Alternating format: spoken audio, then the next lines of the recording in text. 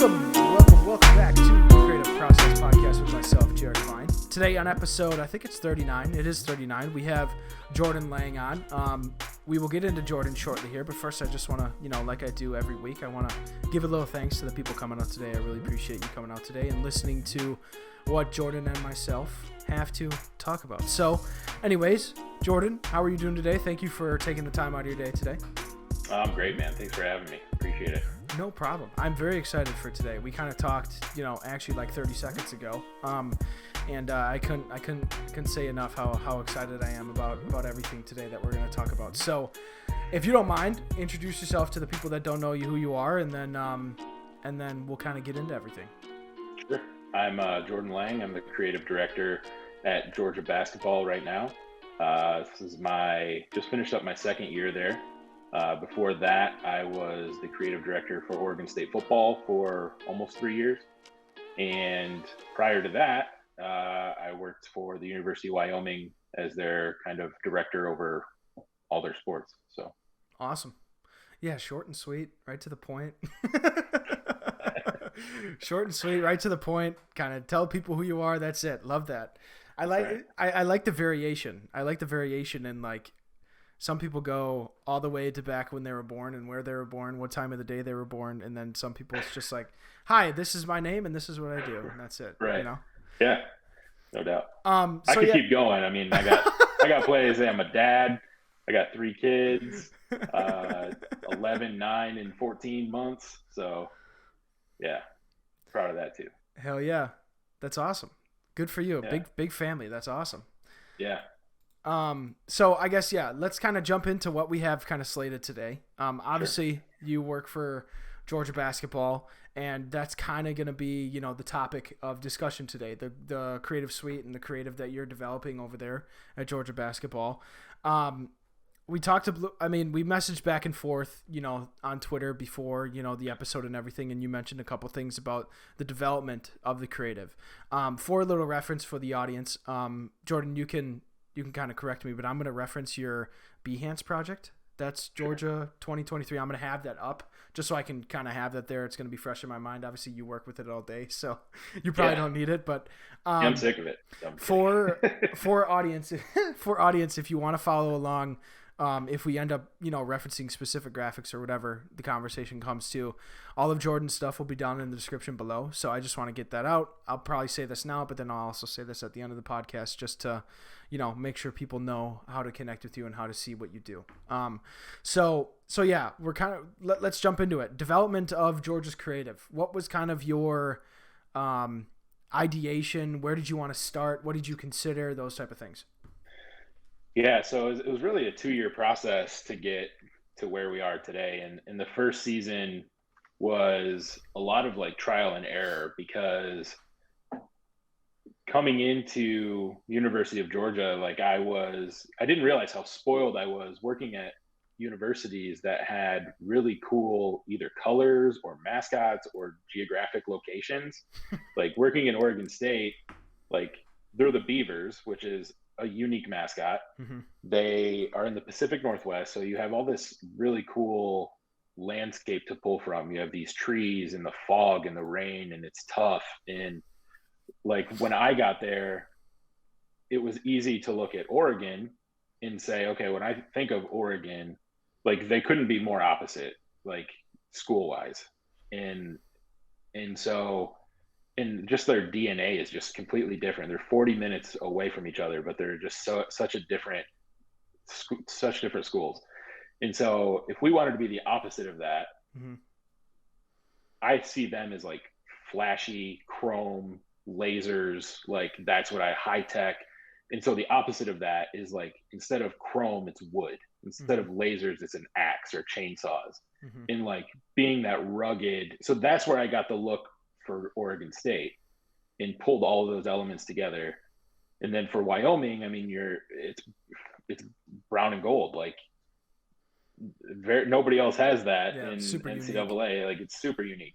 And then you have the mountains and you have the plains, and like it's just super cool, and just the Cowboys, and that fits. It all like is very cohesive. Mm-hmm. And so when I got to Georgia, I'm sitting there and I'm like, Georgia's a fantastic university and it has a lot of prestige in and of itself, but they're the Bulldogs, not the most unique mascot.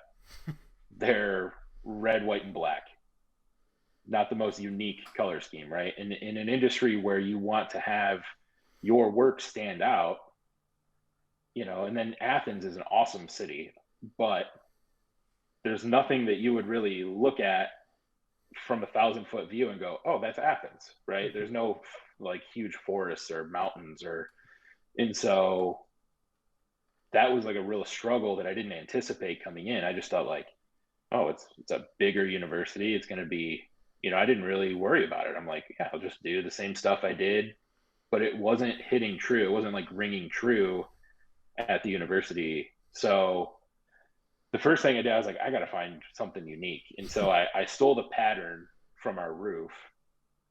That's like this really cool triangle pattern that's like cemented in, and took photos of that and started to use those as like elements in texture in the backgrounds of things.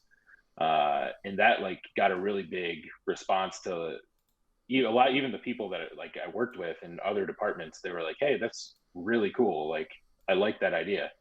And I'm like, I'm just grasping at straws trying to find something that's unique. And so that's a struggle we all work with, isn't it? Yeah, it is. And then another thing I didn't anticipate is moving from football to basketball is, man, let me tell you, you football designers do not understand how lucky you have it to be able to throw whatever recruiting year you're on the jersey and then put a visor on somebody and then it becomes anybody. Like it becomes a generic football player for that university. You can't do that in basketball. Like you can't make a generic basketball. It has to be somebody. And so when you can't throw a visor on them and just put a number of the year, like it just doesn't work. And so, and especially kids nowadays, they got full tattoo sleeves and everything. It's just wild. So football designers, count your blessings for that one. Cause it's tough out here in the streets of basketball design. But I really, that first year was kind of me understanding that in order to make it stand out, I have to have like a gimmick, kind of like to kind of put it in like pro wrestling terms. Like I had to have a gimmick. And so that gimmick wasn't necessarily going to come from the mascot. It wasn't going to come from the location, and it wasn't going to really come from the colors. So I built an action. I found a tutorial and I tweaked it a bunch. And I made an action that made a really cool halftone pattern.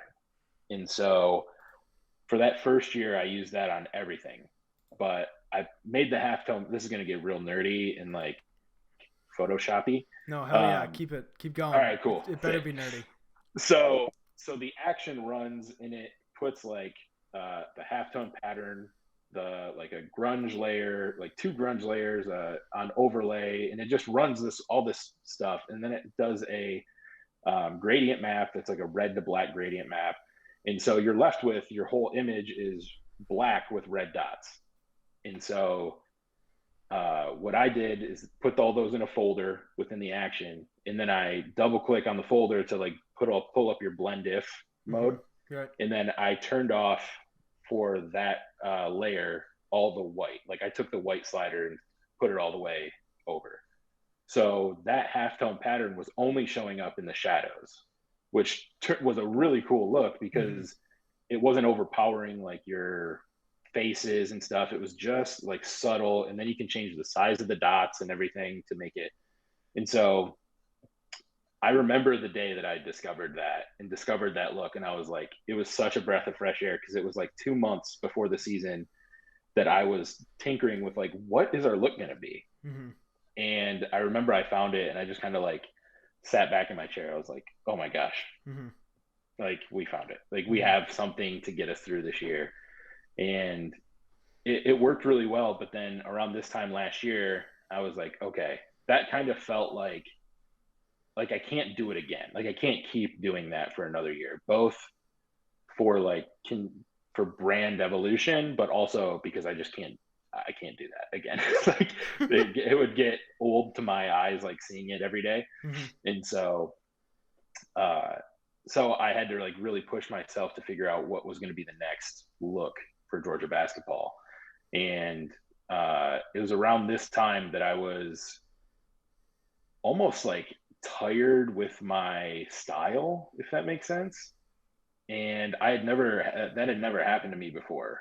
Um, but here I was like 5 years into doing sports design, and I was like, I'm tired of doing all caps, this is the last name, first name's really small, player in front of the text, or one big image, one small image. Mm-hmm.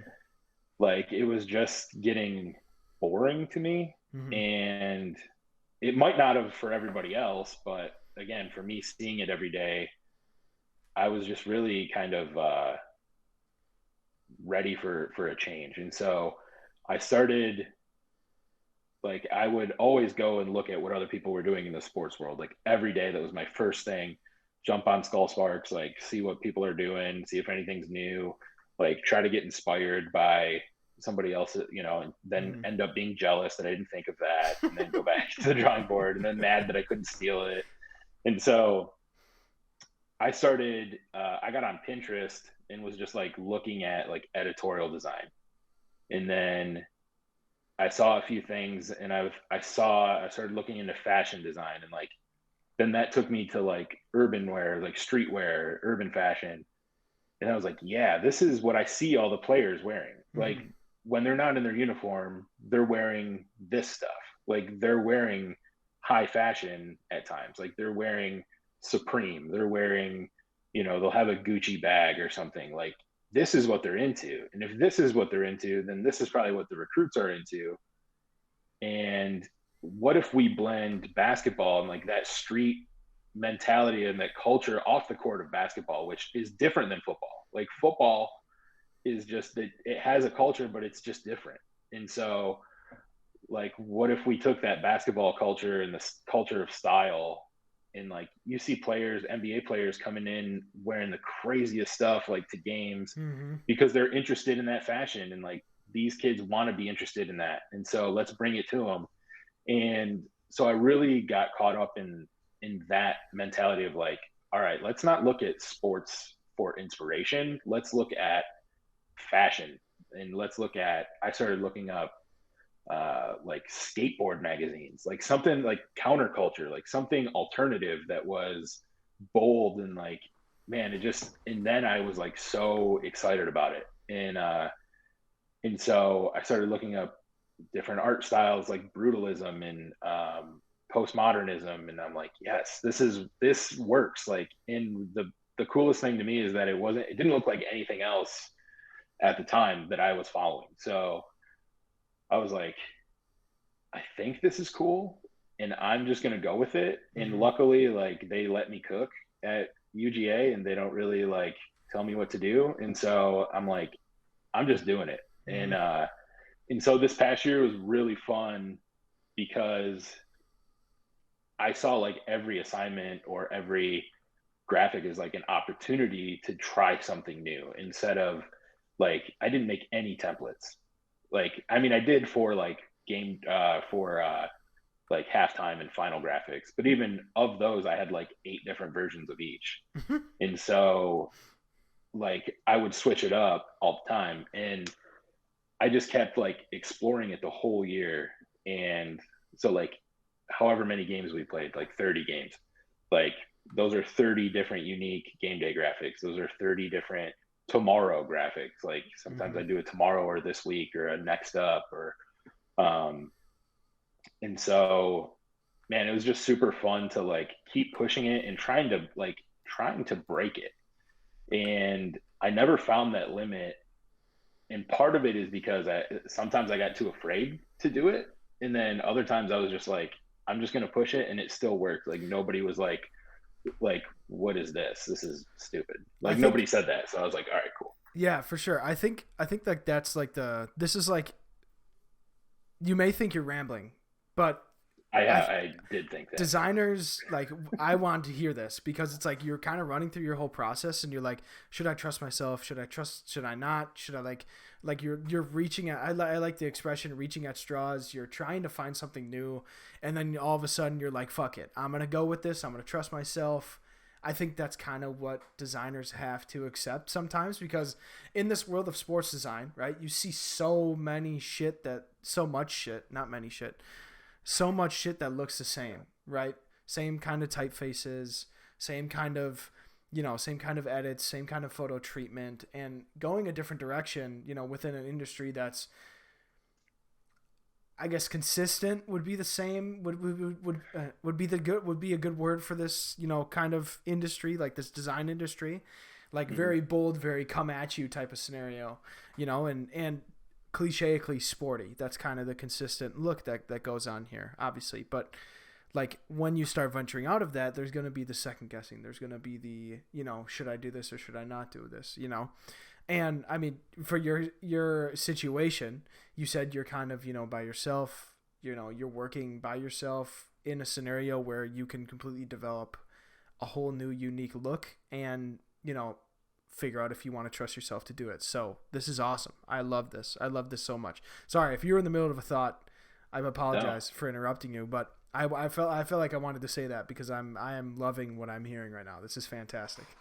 That's awesome. Yeah, and that's kind of what I was feeling is that I was like, then I'd go back and look at like the inspiration that I had saved from years past, and I was like, yeah, a lot of it's good. Like none of it was bad. It just was the same to me. And so, and it was the same as what I was doing. And so that was like kind of getting under my skin that I was like, okay, I figured out the formula to make it that way. But how do I, and again, like, how do I make Georgia stand out? And so one of the biggest things that was super fun is that I stopped using capital letters. Like I didn't use all caps. I didn't use sentence case. I didn't use anything. Like everything was lowercase. Like, and that was kind of on accident.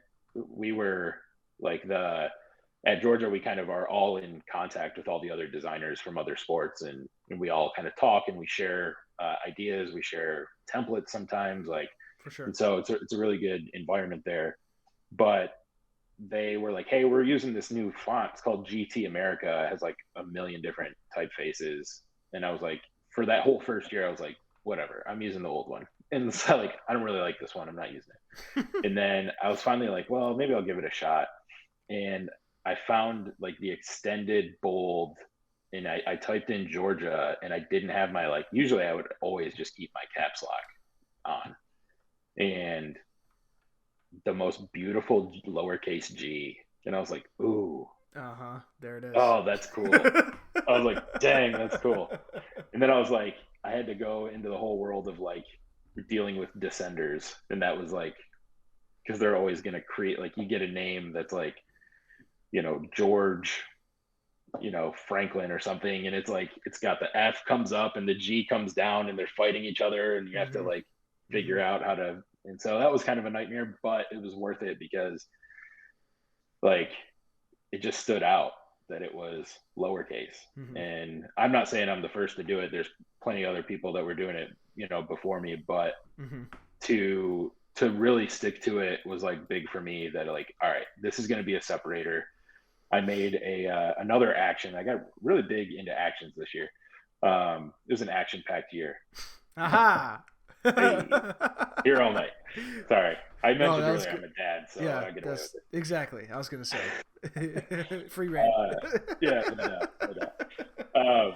So I made another action that, like, I call it rough and type, and so it put a like a median effect, and then a bunch of like little wave effects on the type, and so it gave it that like hand printed look, like you would, like, it wasn't crisp edges. And that was also like part of that like kind of punk culture, or like alternative, just like being bold with it. And then I was like, well, like, what if I use the image multiple times in the same graphic, like same size, even like next to each other, almost like a film strip, but without the film strip edges and stuff.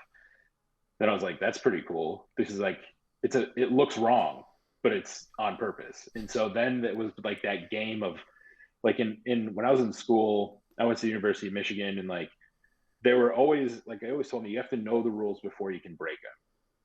And I was like, okay, like I always stuck with me, and I always kind of memorized it, but I never really applied it until this year. And I was like, oh, I get what that means now. Like, I know it's wrong to have two of the same image next to each other, but I'm doing it on purpose. Mm-hmm. And then like it was so hard even now to this day to like fight the urge to make things like symmetrical or make them like in line when the whole point of it is to be wrong.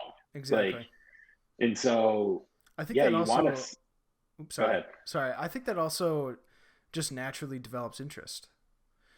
You know, Yeah. so like Yep. it's something.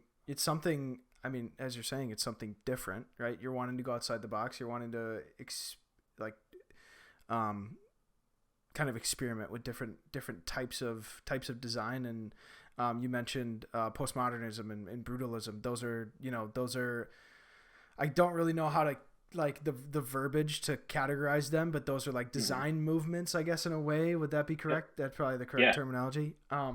Yep. If like those are design movements that branched out, that were able to see a different side of graphic design, and see a different, well, not only graphic design, but design as a whole, Mm-hmm. and kind of do their own thing, to where now you're applying that into social graphics that are going to be viewed by an audience that probably has never seen those types of design methods before. So it's like, Mm-hmm. it's just a natural, it's a good way to experiment, because it's going to get intrigue if you do it well. Yep. And I think you succeeded at developing a system that implements all of the don'ts, if you want to say it that way, implements all of the don'ts in a correct way, in a Sure. awesome way. And Yeah, I that's a good way yeah, to put I it. think naturally for the audience, it's going to develop a little intrigue. And then going into consuming that content that you're pushing out, it's only gonna I guess looking to, it's only gonna help engagement, possibly. Sure. So Yeah, for sure. Our engagement, like year over year, I mean, it helps that there was a coaching change, there was kind of a new culture brought in, and there was just a lot of change and a lot more optimism among the fan base. But like our engagement's like through the roof, like mhm, way up. So that's good. Um, but yeah, I think that's a good way to put it, is like doing the don'ts in the right way. mhm. And so yeah, I just started like I started doing a lot of black and white with like the red popping through. I made an action for that too. I made an action that runs other actions for that one. That was Oh pretty cool. shit! Yeah. So Actionception. that's right. Yeah, we got to go deeper for sure. But I started doing that, and then I started like doing a lot of black and white, and like I said, duplicating the image, but then on the second image, like inverting it. Inverting it. So Yeah, like, I saw that a lot. and just so it's just weird, right? And the whole point, like you said, is just to get them to stop scrolling. Mhm. Like that's it. Like Mhm. it's even if it's like, whoa, why is that word over there, and the other half of the words on this side? Like Mhm. it's just weird. And then going back to like that brutalism and like the whole point of being um like almost form over function type thing, where it's like or function over form, however you want to put it. But like instead of being like Justin Hill, and then his name, and then like 10 points, 10 assists, 12 rebounds, like put his name in lowercase, but then also Make sure it's in instead of, fucking lowercase. that's right. But then, yeah, throw your caps lock key away. And then, but instead of like having those stats, I would put like in Tuesday's contest versus LSU, Justin Hill had scored 10 point, recorded a triple double, scoring 10 points. Like I would spell it out Mhm. instead of having like, I don't want it to be easy to read. I want you to read the whole block, and Mhm. like almost like, and sometimes I would just steal from the SID, like, because that's awesome content. Mhm. And like I would copy and paste it. And here I have this cool text block that's now like an element. And then I can also duplicate that and like throw it in the corner somewhere. Mhm. Like sometimes I throw it in the corner and turn it upside down. Like I don't know. It's just I just kept trying to break it and never broke. It was weird. So here comes my question naturally that's going to follow that. When it comes to content that you want your audience to take in, where do you find the happy medium in between, being different in a creative way and developing intrigue to also making sure it's consumable? And, cuz I mean, let's be honest, when it comes to a viewer on social media, you're scrolling. Yeah, sometimes something interesting may get you to stop, but are you going to stop and read that? Are you going to stop and read Sure. that if you got to, go like this to it, So Yep. in your experience when developing this, did you think about like how your audience was going to take it in, or is that a big part of like your consideration, or does the basketball team already have that audience that you're kind of just making graphics for in a way, if you understand what I'm kind of saying? Sure. Right. It's definitely something I considered. And in your episode with Mallory Heiser, like she talked a lot about like, she's pretty much a one person show over there too. Mm-hmm. And she's like, I have to make it easy to read. Like I have to make it easy to understand and like get it. And when I heard that, I kind of had a pit in my stomach because I was like, "Oh, I'm not doing that." Like, like that was like my first thought. But the is thing like, is, "Oh though, no, am I messing up?" Like, but and by the way, she's unbelievable. I cannot. I almost have to unfollow her because I'm like, if I look at your stuff, it's gonna creep into my work, and I can't. She's one of the people that I'm so jealous of because it feels like it comes so naturally to her, and I have to fight for it. But like, it's completely different looks though, and completely different concepts for the both of you. Well, I'm glad you said that because I get nervous that people are going to be like, it looks like he's ripping off Mallory over at Bowling Green, but yeah. So, but I kind of like said because I literally paused that podcast and like was thinking about it, and I'm like, am I doing this wrong? Because I was designing while I was listening, and I was like doing some super stupid small text block, and I was like, am I like a fraud? Am I doing it wrong? And then I just remembered like the way that we're like, our just setup is just a little bit different where like, I feel like maybe at Bowling Green, they have obviously their captive audience, but at Georgia, it's probably a little bit bigger of a captive audience. For sure. That's understandable, And, right? That's kind of like, big D1. So sure. And, I also think that I am also the one writing the caption for the post, mm-hmm. and so I can supplement that with the caption. Right. So I can control that and make it clear so that when somebody sees the caption and the image, it makes sense. And if they want to dive in deeper for like the real story of it, or like the mundane things about it, like mm-hmm. they can read it in the graphic. But mm-hmm. To me, it's just and we're just trying to get them to stop, right? And so right. if they stop, if the graphic looks cool enough, they'll stop and read the caption. And that's kind of my philosophy. Mm-hmm. But yeah, I definitely had to stop and think and definitely respect everything the way they're doing it over there because it made sense. It made so much sense to me that I rethought my whole life. So well, so like when it comes to that topic, I feel like that whole notion of like readability, like should you do like is it like a cardinal sin if everything isn't readable?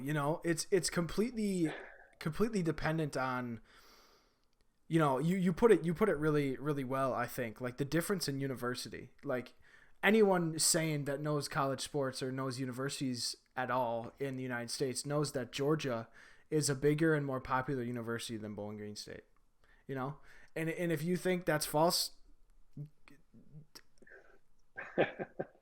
you can be on your own island, okay? But like, Georgia, it's just natural. Georgia's bigger, so when it comes to reach, when it comes to, some people are just going to follow because they want to follow, to where when Bowling Green, they may have to push a little harder to get ticket sales, to get new people a part of their fan groups and everything like that. So they have to make sure some finer details are in there. So, so the sacrifice of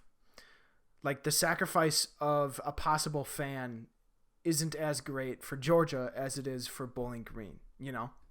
Sure. Yeah, and I think the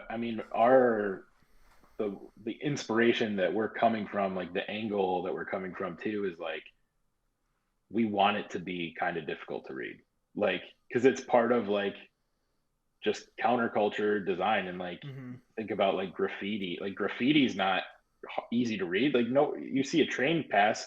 I watched a train pass with my son the other day. I'm like, yeah, check out that, and he's like, what does any of it say? I was It's like, like, I I don't don't know, know, but it looks but cool. like it looks cool, right? And so yeah, got us to stop. No. Exactly. There's your point. There's your point. Yeah, Drop the podcast. We're I mean, done. yeah, the train had a little bit to do with it, but it was mostly the drink. But yeah, I don't know. Like when it comes to like, it just depends on the audience. It depends what type of audience you're dealing with. And, you know, I mean, if to a point, you know, I actually asked this when you were developing this, did you get players' input, or was it just all like you observing what the players are wearing, how they're kind of acting and everything like that? Or did you actually get like players' input on, you know, their likes and dislikes or their, you know, style sense or, you know, whatever? Yeah, I did. You know, we have a board, like a big TV in the players' locker room, and during the season, we would make graphics that would go on the board, and sometimes it would be inspirational, sometimes it would be like, hey, these are what we need to do to win, like just as like a reminder. Mm-hmm. And then sometimes it would be like, here's the dog of the week, and we'd have like a player on there with, it would say dog of the week, and it'd be like an action photo from whoever played the best that game. And like I would pass by the locker room, and that's when they would start to be like, yo, that's awesome, like that is fire, I love that, like that's super cool. They're like, Mm-hmm. can you make me one of those? I'm like, go be dog of the week, and then yes, for Yeah, sure. for sure. But you know, I think I did like bring it to them just to again kind of make sure I wasn't going crazy, and just be like, this is cool, right? Because I'm 34, and like Oh, for sure. uh so it's, you know, these kids are 19 to 24, like it's a whole different era. Mm-hmm. And so uh I'm, and they gave the green light, so I'm like, all right. And Mm-hmm. then, you know, more so like um I got the feedback immediately from the creative community that like, whoa, that's cool. Mm-hmm. And so that kind of like, you know, you don't really get that as much through the fan base. Like sometimes they'll be like, whoa, that's really neat, like that's awesome.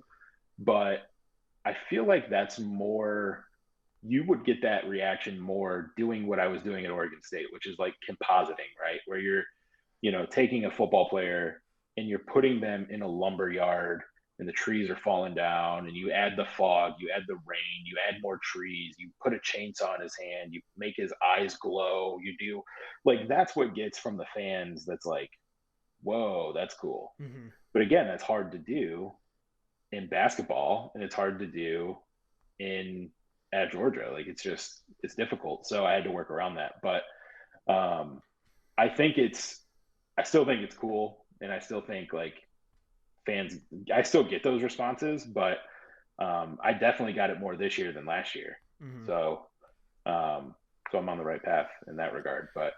Um but yeah, that was a big shift from doing all that compositing Mm-hmm. to doing like almost kind of crafty, like Mm-hmm. um collages Mm-hmm. almost, was like a big stretch for me, because it just was not what I was used to doing. And so I had my cousin Matt Lang, was Wait, like, you and Matt Lange are related? no, we just say we Oh, okay. are. I was like, why are you guys not working together? No, yeah, no, I know. No, that's just a joke. But yeah, we always refer to each other as cousins. That's funny.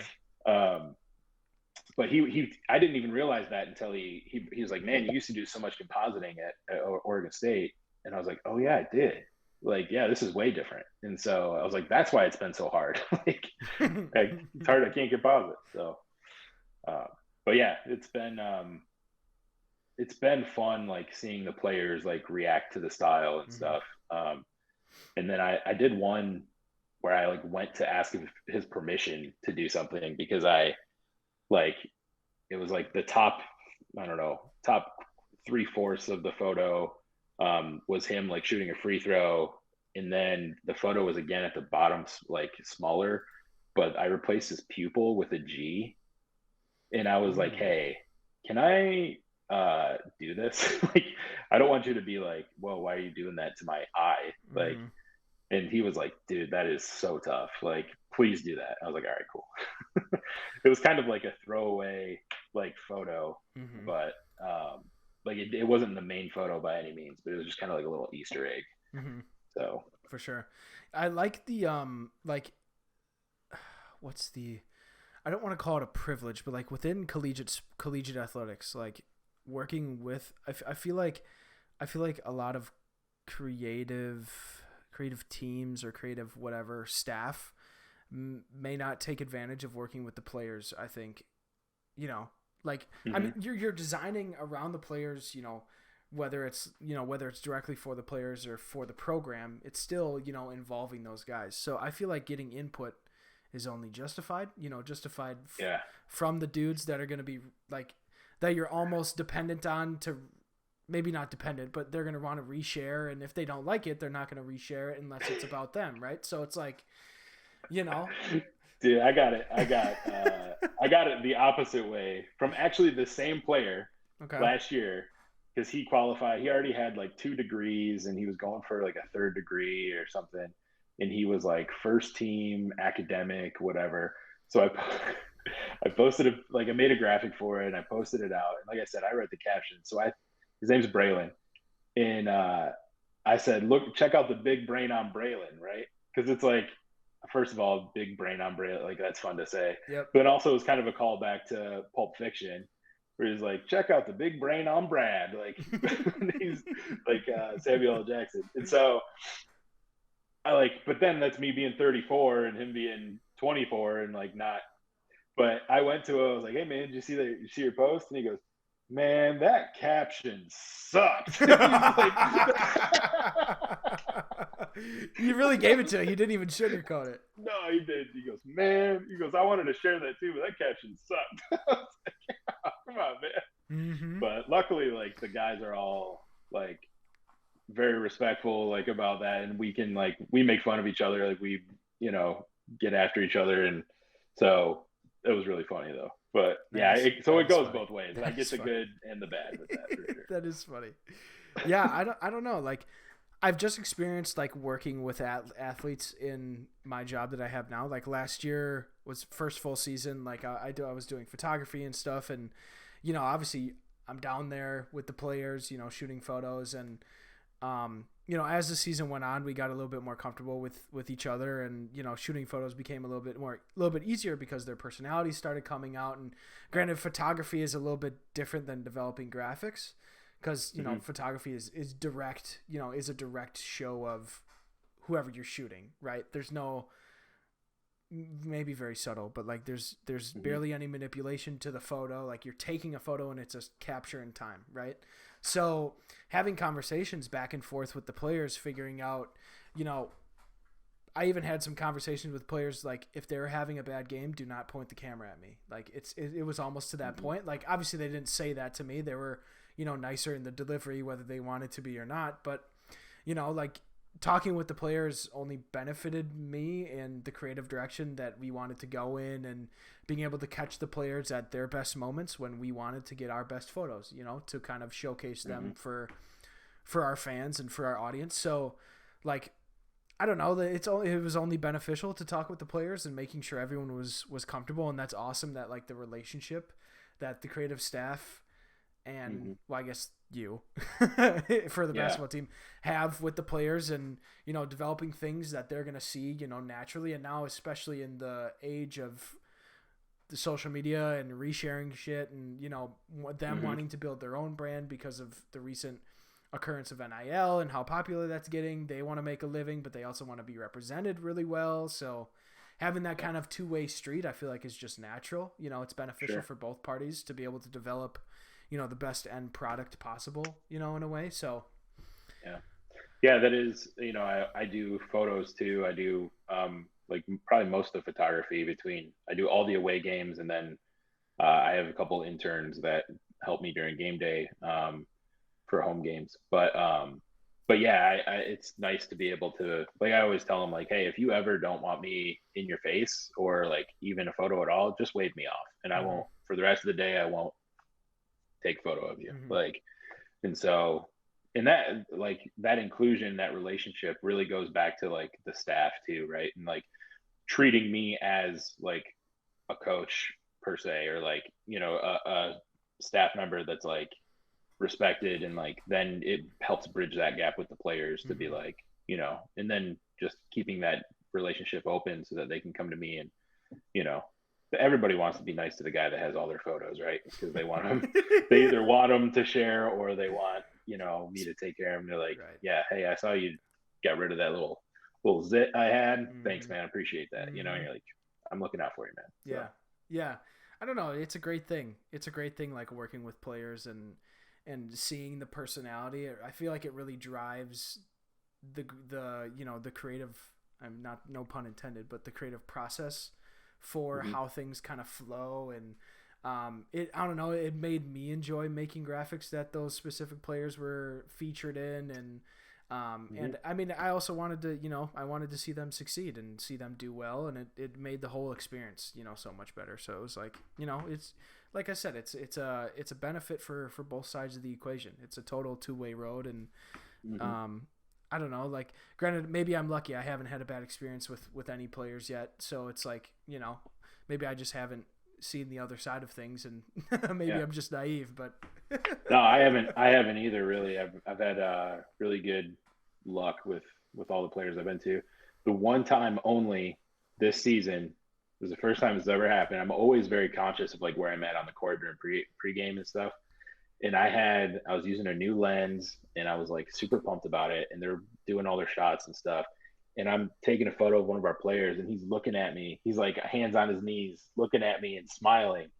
And I'm like, I'm getting the sickest photos of this guy right now. Like, this is so cool. And then he'd look over, and then he'd look back, and I'm like, dude, this is perfect. Like, these are awesome. And then I realized he's looking at the manager that's like, Jordan, get out of the way. Like, we're trying to run drills. I was like, I like lift my head out, and I was like on the 3-point line. I was like, oh, my bad. So he was laughing at me like the whole time for like 12 seconds. He was just like back and forth. The sacrifice was worth it, though.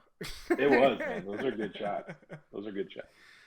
Oh shit. But I mean, yeah, we kind of like covered a lot of things that we wanted to talk about today. I feel like, you know, talking about your creative and the development of Georgia basketball creative and everything, and kind of how you went back and forth. I loved that. That's something that we haven't really heard much about yet, especially like when talking firsthand about, you know, trying something super new within the sports industry and within the design industry. Granted, maybe I just haven't talked to enough people yet, but but you know, like, I know I'm not here to shun out anyone that, you know, is also doing different things. It's just, you know, being able to have some insight on the whole process, and being able to hear about the doubt, and then being able to also hear about the, you know, about the fuck it situation, you know, going for it. I mean, those are my words. You didn't say fuck it. I said fuck it.